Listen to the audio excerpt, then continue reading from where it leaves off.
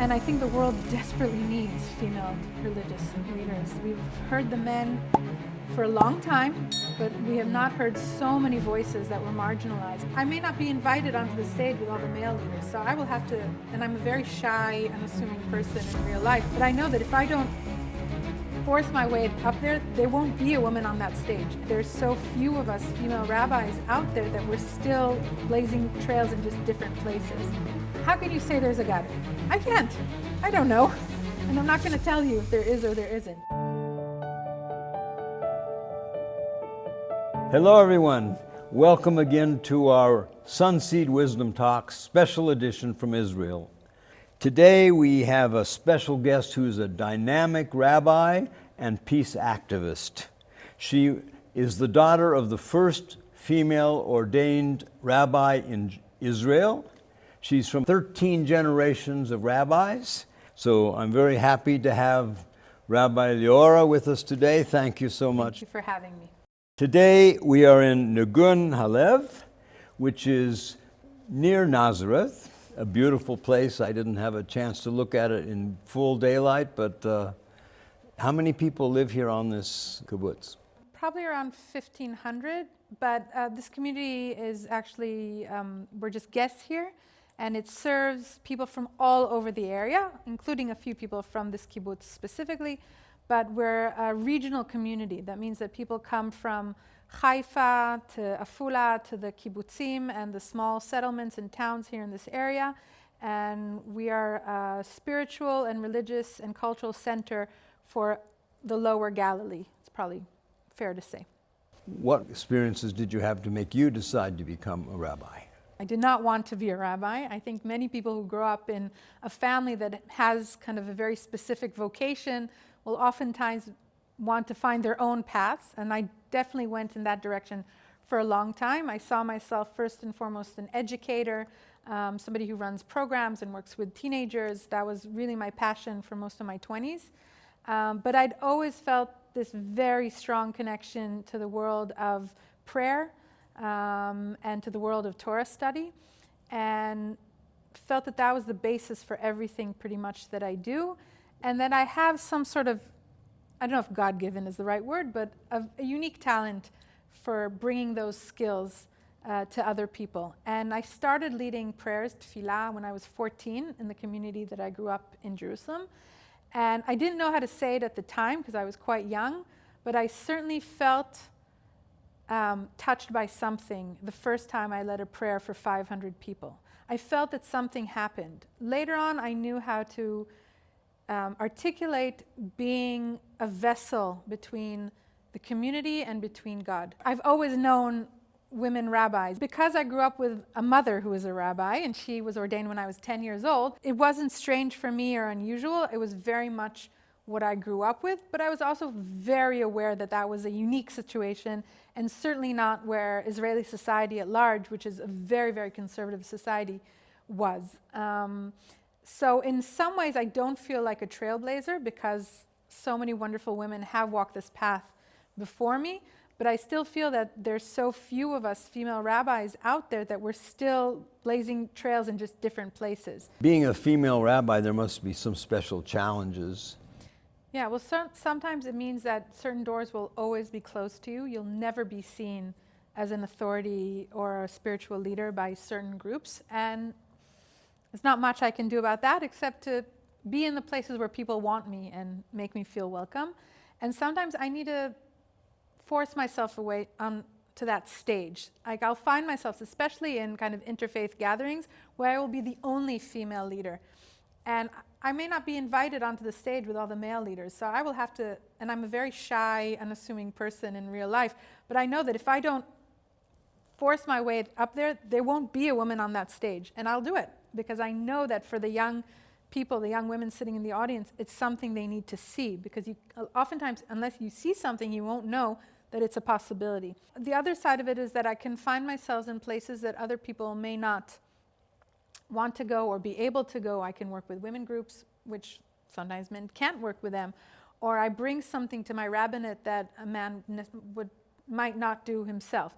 So there's good sides and bad sides to it. And I think just the more we normalize what female leadership looks like in all walks of life, the more female prime ministers we have, the more judges, the more lawyers, the more presidents, in all of these roles, then it will just make sense that there will also be female religious leaders. And I think the world desperately needs female religious leaders. We've heard the men for a long time, and oftentimes they've had wonderful things to say, but we have not heard so many voices that were marginalized, not only women's voices, other voices as well.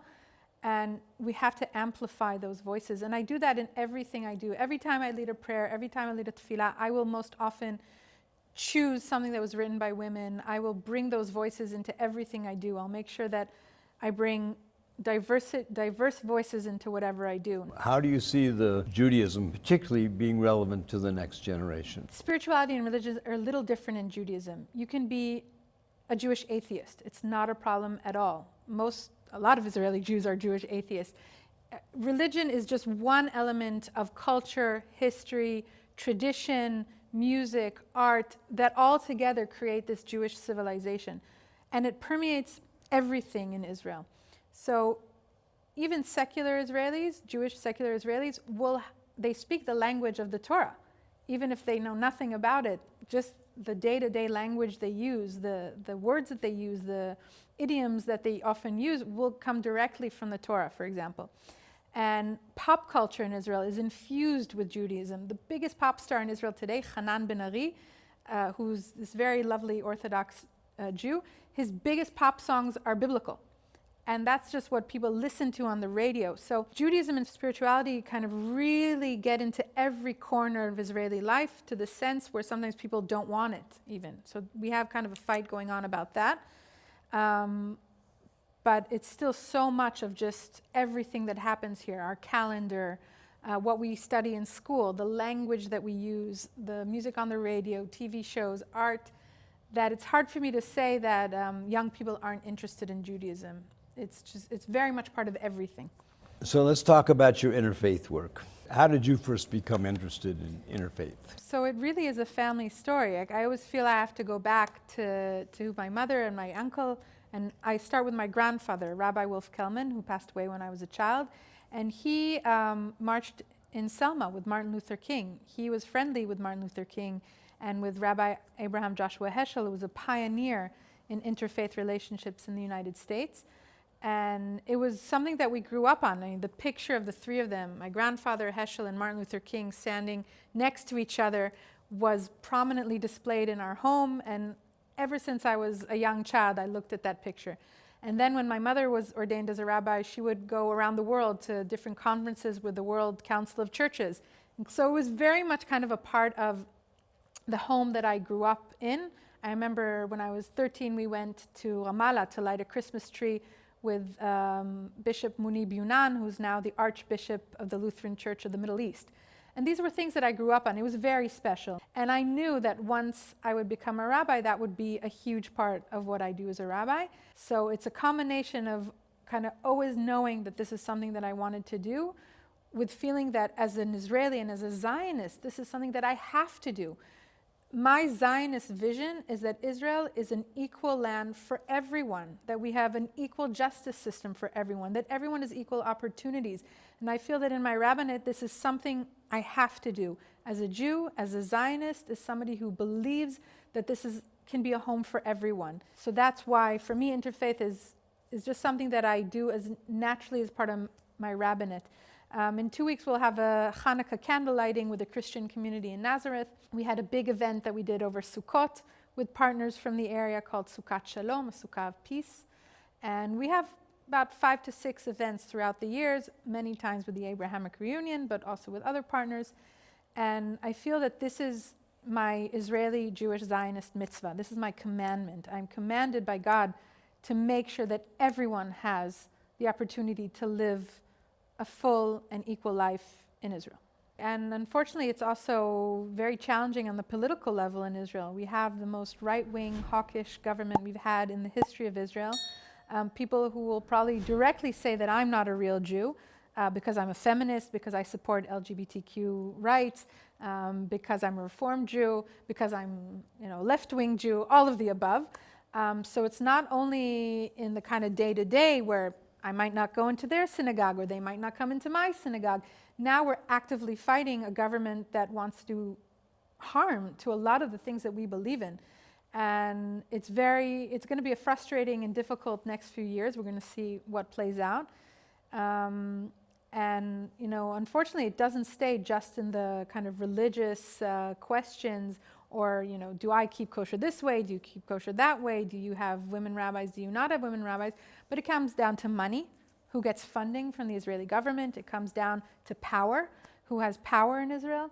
And I truly feel that if being an Israeli Jewish Zionist is always asking the question, at least for me, what does it mean to have to be a Jewish person with power? For thousands of years we lived in the diaspora. We were a powerless minority. So we knew how to create a voice for morality and for making the world a better place as a minority. But now we're doing it as a majority with power. And it's unfortunately not always going so well. And we have people in Israel who are Jews, just like I am, who will unfortunately use power in very harming ways.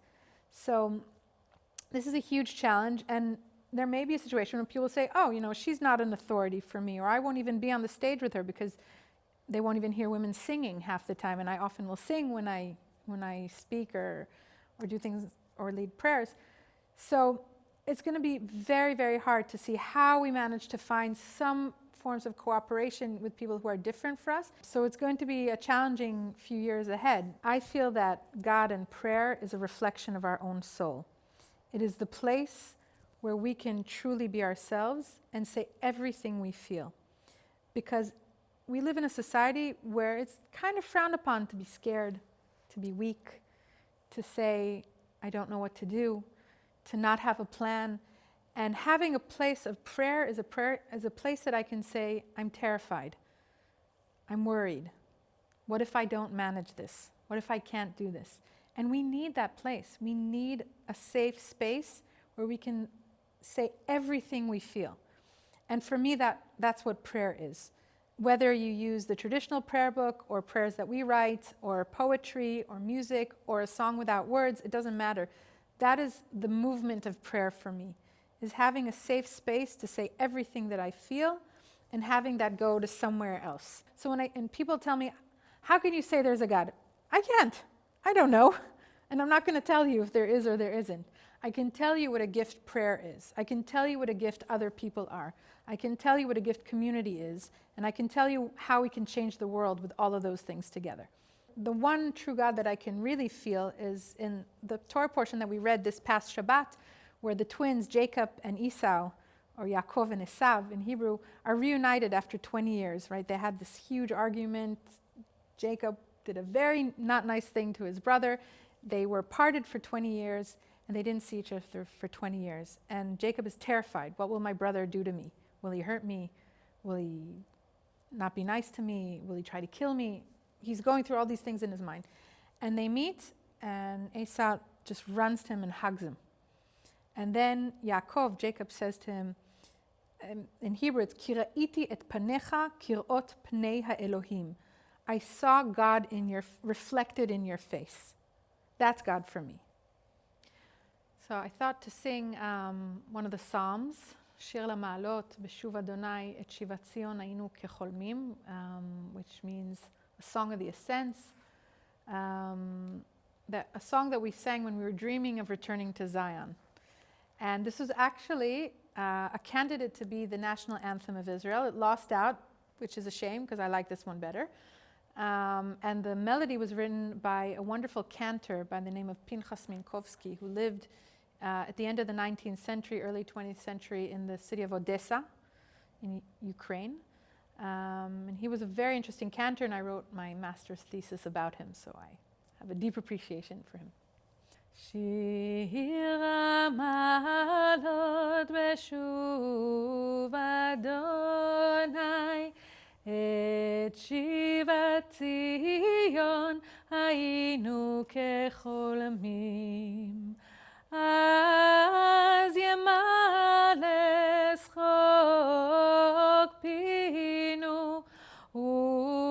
לשוננו רינה. אז יאמרו בגויים, הגדיל אדוני לעשותי מלך, הגדיל אדוני לעשות עמנו, היינו שמחים. שוב אדוני את שביתנו, כאפיקים בנגב. הזורים בדמעה, ברינה יקצורו. הלוך ילך ובכו, נושא שחזרה, בוא יבוא ברינה, נושא אלומותיו.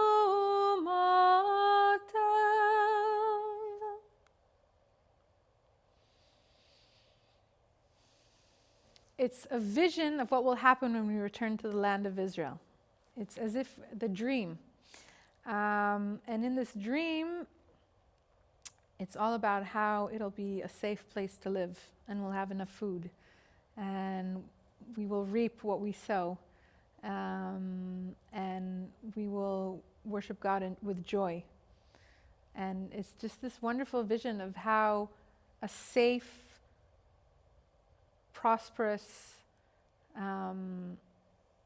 life in this land could look like for the people who live here. And I always say there's enough space for everyone if we all agree that there's enough space for everyone. And when my great-grandfather, who was an ardent Zionist, came here in 1911, his dream was not to send other people away. His dream was to be able to live safely as a Jew here.